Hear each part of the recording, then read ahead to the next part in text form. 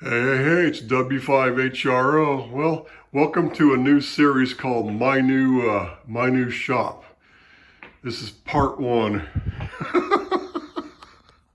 I did finally, the weekend before last, I came out here. It was actually Mother's Day, and I was exhausted. I did so much work. I wound up blowing all the leaves off the driveway first because it was so thick and so much debris, and I cleaned all that off with the big high-powered leaf blower that I have. And then as I was walking back up the driveway, I looked at the gutter above these two garage doors. I went, they're kind of plugged up, and then I looked up on the deck and I went, God, the deck's got debris on it. So I thought, okay, so I hosed off the deck. I blew all the debris off first, and I hosed it off next. Then I cleaned the gutters out and I blew them all off, hosed it all off. Then it was pretty hot that day. It was like 85 degrees. So as soon as the sun dried all the water up, I blew all the driveway off again to get most of the stuff so it wouldn't blow back in the garage here. And then I started working on the garage, and I'm like, by then I was already about a fourth of the way spent. So then I came in here and I just started putting things back, and I just came out here the other day, and this last weekend, and I cleaned up, got rid of because I had pushed all that. I had that original little workstation set up over there with a piece of plywood on top, with those two boxes which are empty, which will not be here much longer. But so I just cleaned that off and I set everything up over here. But I'm getting ready to build a bench. I'm getting ready to build a bench. Finally, long overdue. I am actually setting my shop up here as of we speak. I got everything kind of reorganized just so I can at least get everything where I want it. And also the McMartin, was it BA1K? What's the model number? Was it BK1 or BA1K? The McMartin 1KW transmitter that'll also work off 110. Hey. But it had the 4-500s in it, not 4-400s, but the hard to find 4-500s. So I'm gonna, like I said, I'm eventually gonna restore this. And but right now, I did when I was cleaning the garage, I did take the leaf blower and I blew it out good. But what I'm gonna do is I'm gonna roll it out here one more time, and I'm gonna bring that door tilts down on the front, that whole panel tilts down, and I'm gonna blow it out from the back. I'm gonna make sure I got it blown out really well, and I'm just gonna wrap it up with that plastic. I've got some of that shipping plastic stuff you can wrap around it, that green stuff. I'm just gonna seal it, and so no more dust gets into it until I can get ready, to actually restore this thing a few years down the road. Eventually, I'm gonna basically just build my own another type of a transmitter out of it. I don't know what I'm gonna do exactly. I'm just going to, it works on 160. I know I'm going to make it band switching. I'm going to make it work on 160, 80, and 40. That's the way. It's going to be a low band, but it's going to be a 3-bander when I'm done with it. And then I do have the panel for it. I have all the other stuff for it, everything. But these things were common because what would happen is you had like a plexiglass window, and the heat, they're all warped. So I've got the panel, but the plexiglass is all warped. I've got to take it off of there and clean it up, and I got to repaint the panel and then get a new, some type of, I might just like to figure out some way to put actual glass in there. Or maybe by now they're making some type of a lightweight plexiglass that's heat resistant. I don't know. Technology has been improving little by little, so I'll have to look into that, but maybe there's not. But there might be something that'll withstand a certain amount of heat, so I'll have to look into it. But obviously what they used from the factory never was, because all of them did that. But I have the panel with all the meters. The problem is I hate the push buttons. I might use the meters or square meters. I might just take everything off that panel, paint it, make it look nice. Because what I'm going to do is Rust-Oleum makes a colored paint that matches this color here. I'm going to spray the whole thing. I'm going to take all these clips off and everything, and then I'm going to spray the whole thing, the whole frame, even this brown the same. There's no reason to have it the two different colors. Then I'm going to take the shelf out of here, paint this, and restore it and make it look nice. And then you could also, I could put stained wood panels on the side sometime if I ever wanted to make it look nice, but it wouldn't really be necessary. But hey, I was digging through, I found my 4-1000s, and they're right here, and I was digging through, there's the paperwork.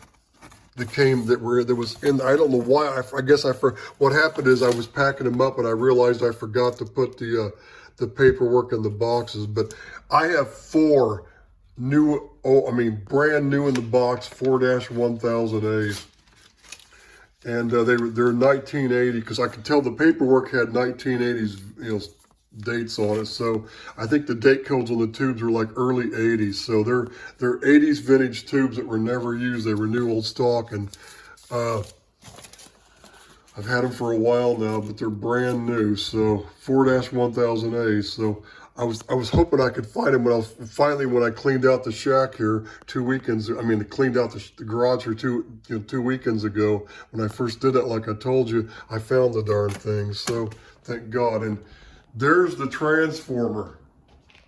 There's the transformer that I believe came out of a Henry amp.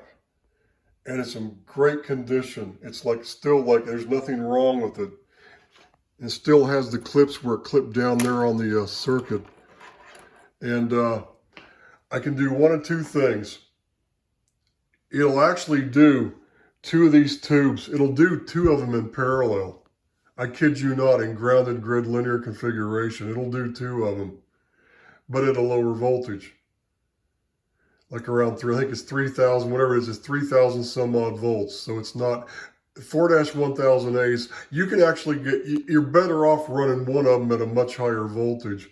And I have a circuit all drawn up that I did. And what I can do is I can create a voltage doubler circuit with diodes and capacitors on this. And I already have it drawn up, and I know exactly how to do it. The parts are all available.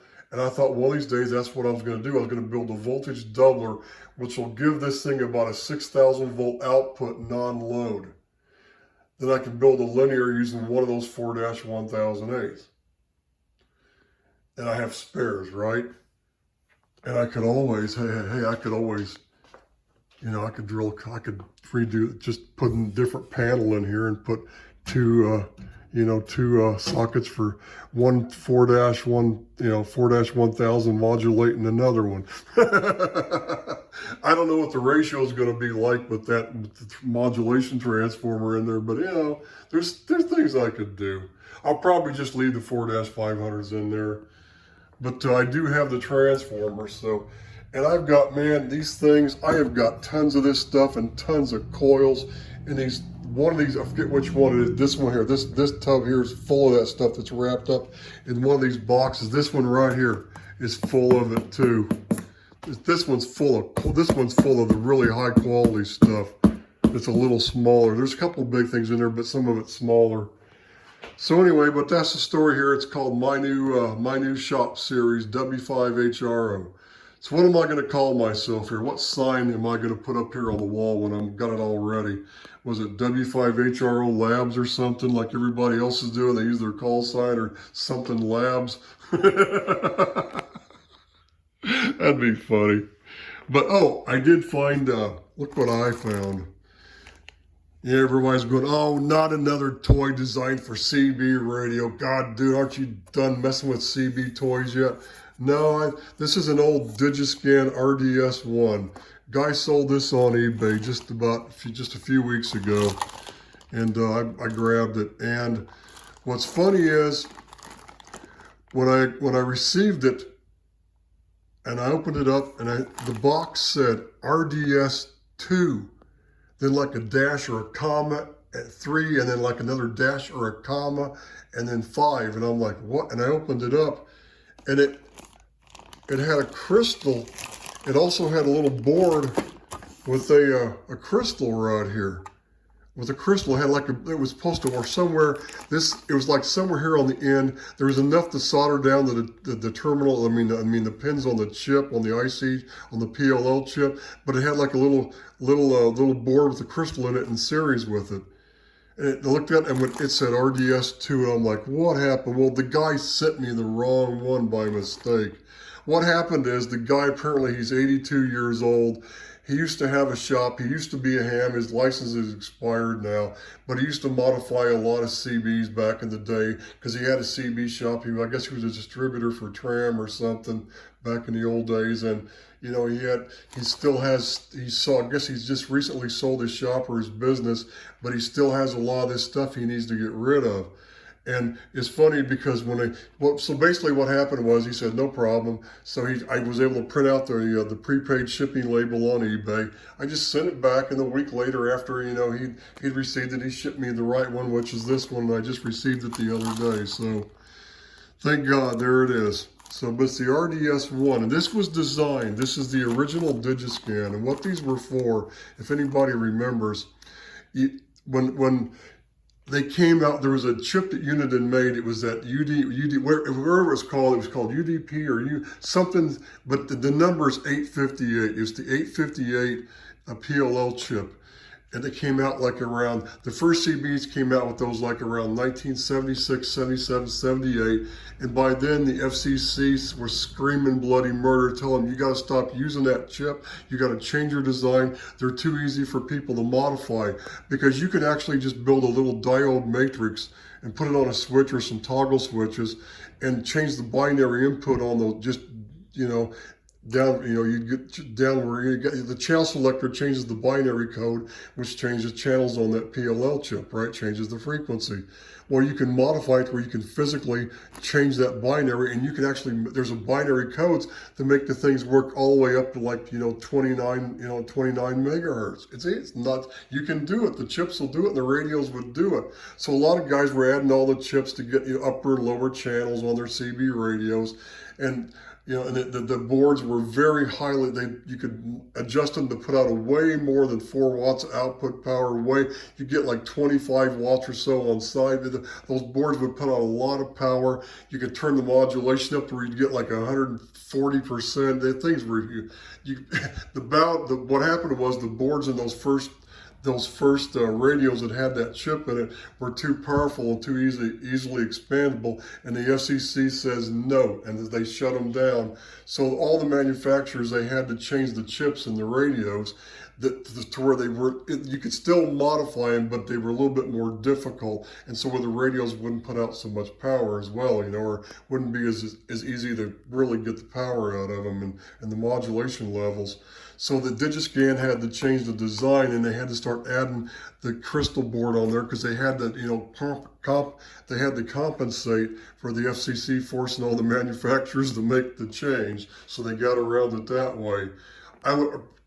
To be honest, I would have liked to have had the RDS2 as well. I should have probably asked the guy, would he just sell me the other one, and I'd keep the one that he sent me by mistake. And I thought, well, I'm spending money here on lumber for the bench here, and I thought, yeah, it's probably not worth it. But I thought, that'd be a nice toy, because what you can do is, I think they had an EEPROM in the back corner of these things, and I used to know, if I can remember all my digital technology. I haven't thought about digital stuff and looked at any old like TTL logic books and stuff, and it's been decades now.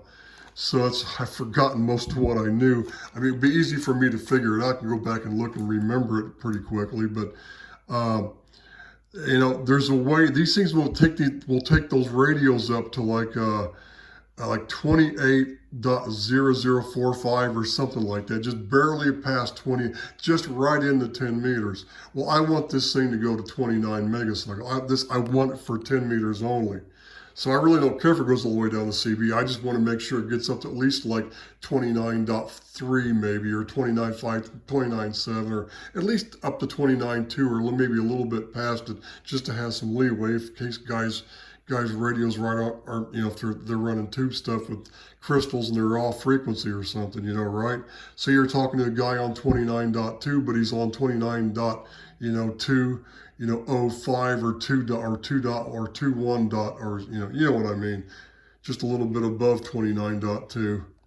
So anyway, but it'd be nice. But what I'm trying to say is, if I can get back to my train of thought here, is there was a way you can just, I think, you can just modify these to fix the display to make it say 29, and then I could work on the other. But just on the driver chip that's in there, I could just change the code going to the display. I mean, I know how to physically wire that LED to make it display. It's easy to do.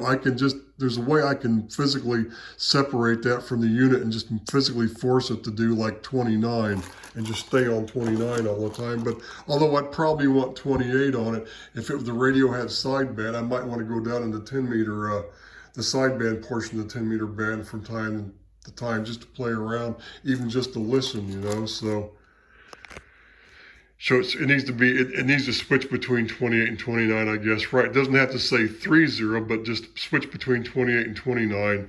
But you can do one, though. You could also modify those radios with that chip. You could either take, what was it? It was, you could just put the binary code in there, or you could change the crystal. You could also change the crystal. So what you can do is you can just put this on the unit and change the crystal in the radio to shift it up just a little bit higher to where it's at 29. Now I could probably do that, but the question is this going to display 29? It probably won't. It'll probably be a megahertz off, right? So that's the thing. That's what I'd have to look at. So I might have to figure out a way to there might, you know, if these things do have the EEPROM, like I think I remember, you know, I used to, a number of years ago, I had a little EEPROM burner, a little dip EEPROM burner, and if I could remember how to do that kind of stuff, I could probably program the EEPROM and figure it out and just physically convert this thing. But I don't know if the EEPROM is what they did to I need to take the lid off to look at this thing. Maybe I'm mistaken. Maybe they don't have an EEPROM, but I think they did. So that would be interesting. I could probably modify it just by reprogramming an EEPROM if it was in there. So I'll have to look into it. I don't know if anybody has the schematics available on these. I have to look into it. But this is the original RDS1. But anyway, like I said, I'm getting my shop set up here, and I thought I'd do like a preview video. This thing, oh my God, I've been going on for 16 minutes. Sorry about that. I got carried away today, guys.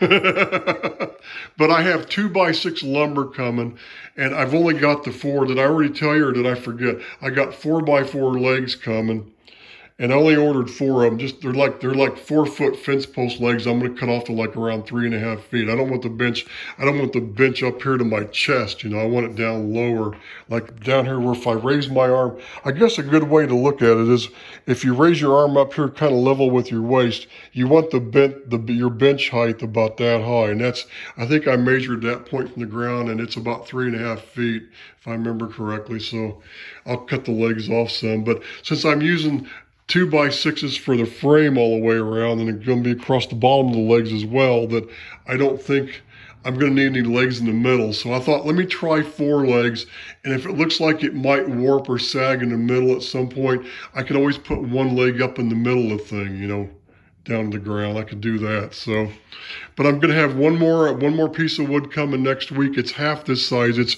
8 foot long, but it's only 2 feet, and I'm going to shave it off to make it 1.5 foot for the shelf. So I'm going to have my bench here, and the one shelf, and the shelf's not going to be fixed against the wall, you know, to the wall. Or mounted to the wall. It's going to be, you know, I'm going to build like the things that come up off the bench top. It's going to be part of the actual bench itself. It's going to be fixed to the bench. So I don't want to drill holes in these walls and put those, you know, those things, because then I can't get, I need enough room to get the wires down behind the things, the AC cables to plug everything in and all that stuff. So I'll get all my equipment set up, all my generators. That'll be nice. So that's all for now. This is W5HRO. Sorry for going so long, guys. It's almost 19 minutes. Later.